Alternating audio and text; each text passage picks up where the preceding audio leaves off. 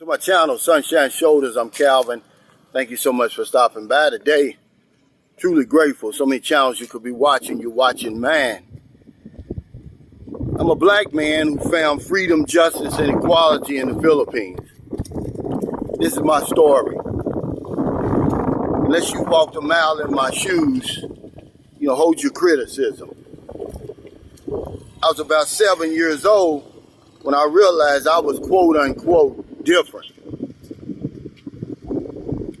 I became aware of this duality, this dual citizenship that I occupy today. I'm an American, but I'm a black American. But little did I know, no one even prepared me for how difficult life can be for a black man in America. And what makes it even worse is the things I'm seeing, living, and experiencing. People tell me it's not real. It's a figure of my imagination. See, that made it even worse. My father was a preacher. My mother was the wife of a preacher. So they always taught us about the goodness of humanity and that this God would make it all even in the end. Well, I was too impatient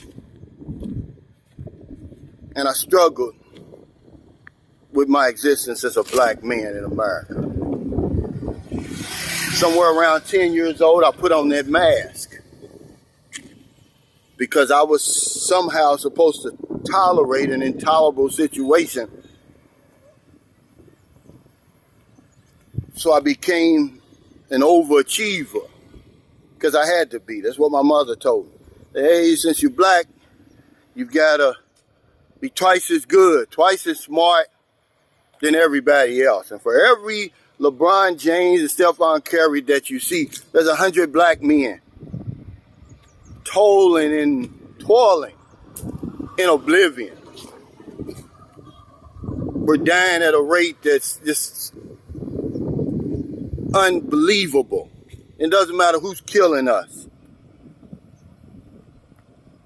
And so I became anxious, I became depressed, and probably around the 7th grade, I used to have to fight the Ku Klux Klan just to go to school every morning.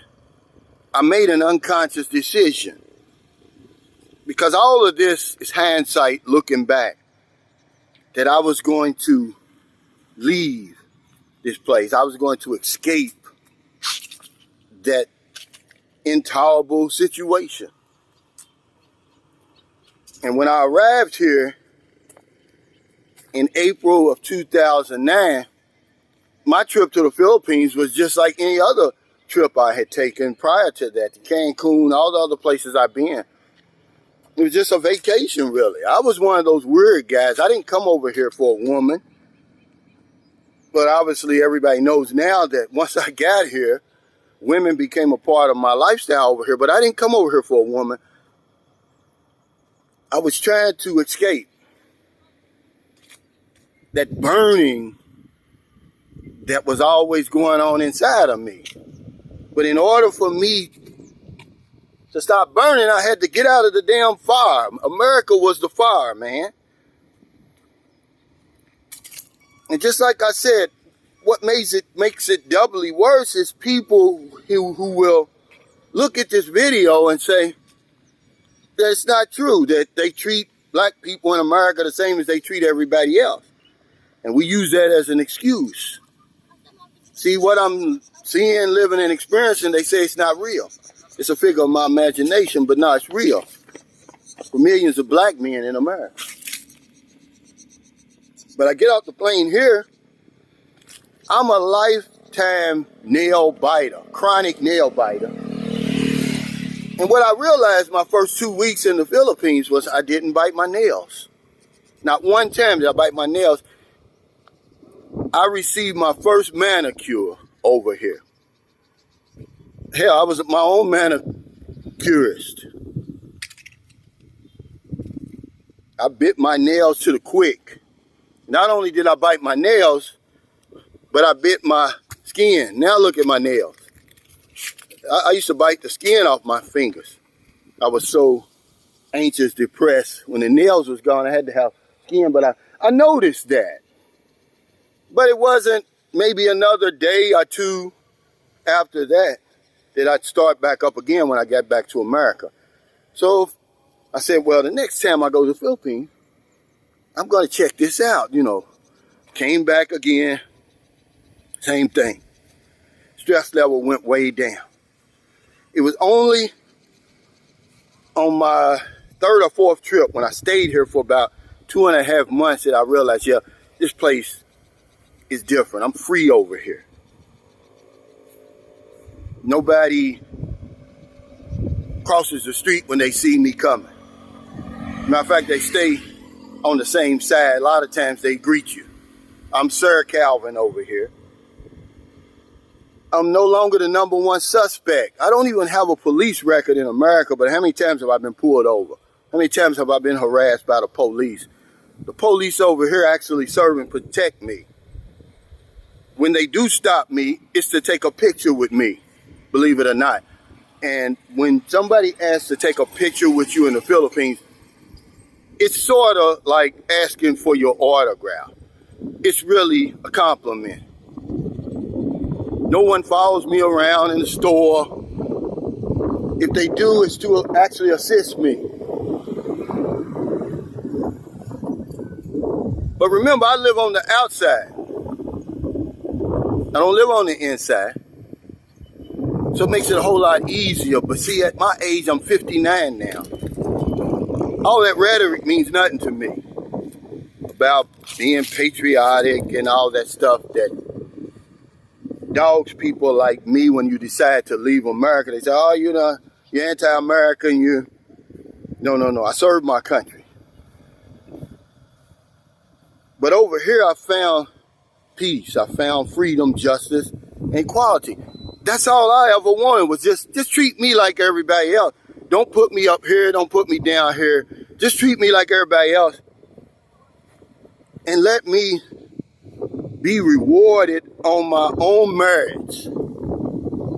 Because I can't escape my skin. I didn't create that.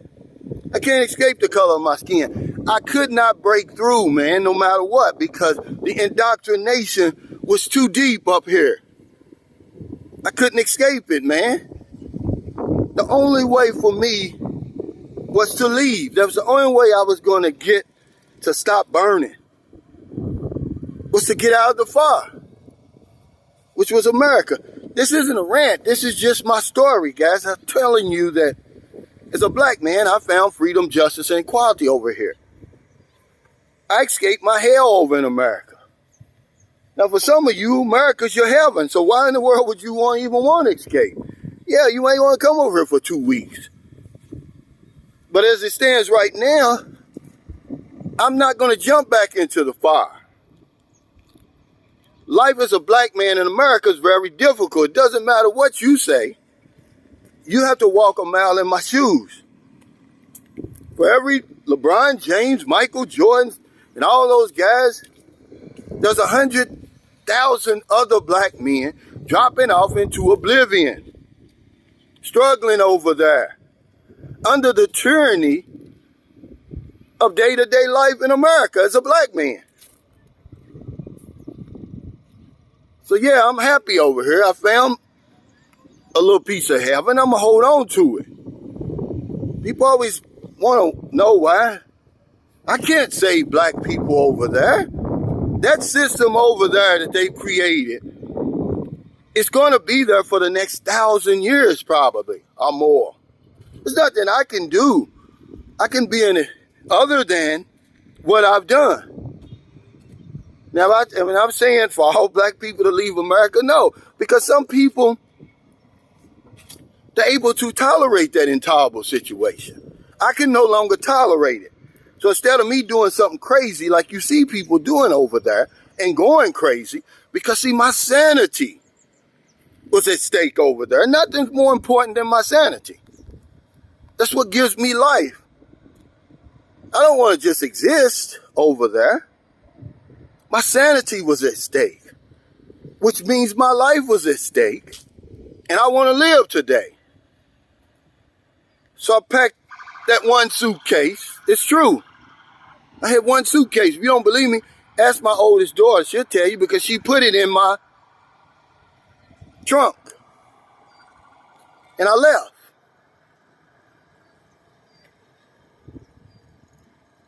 Now, what am I saying? I'm saying if you are struggling over there as a black man, maybe you want to come here, check it out. Because see, it's not all about the comforts and the standard of living over there, because I have a standard of living here that's equal to what I was, or better than what I was living in America. But you can't get something for nothing. Yeah, there's some sacrifices I made. I live 8,000 miles from home. I don't see my friends and family as much as I like to. But I'm not going to see them if I'm dead either. Get out of the fire over there. Stop being in denial. Because there's people watching this video right now that are in denial. They're saying that it's not that bad for black people over there. And what I'm seeing, living, and experiencing over there as a black man, they say it's a figure of my imagination. It's not. It's real. And I no longer wanted that for myself. So I'm going to be an example, which I've always tried to be to my children. You know, I spoiled my children over there. Trying to make their life easy, knowing in my mind what they're up against and what they're going to continue to be up against for their entire life, no matter what you do, no matter how successful you become, no how much money, no matter how much power. Because they always throw that, oh, look, they were elected Barack Obama. Yeah, but look at, he couldn't escape, as brilliant of a man as he is, he couldn't escape racism. He received more death threats than any president in history. Now imagine, as brilliant as he is, one of the most brilliant black men, brown men, that America's ever produced. And he couldn't escape it.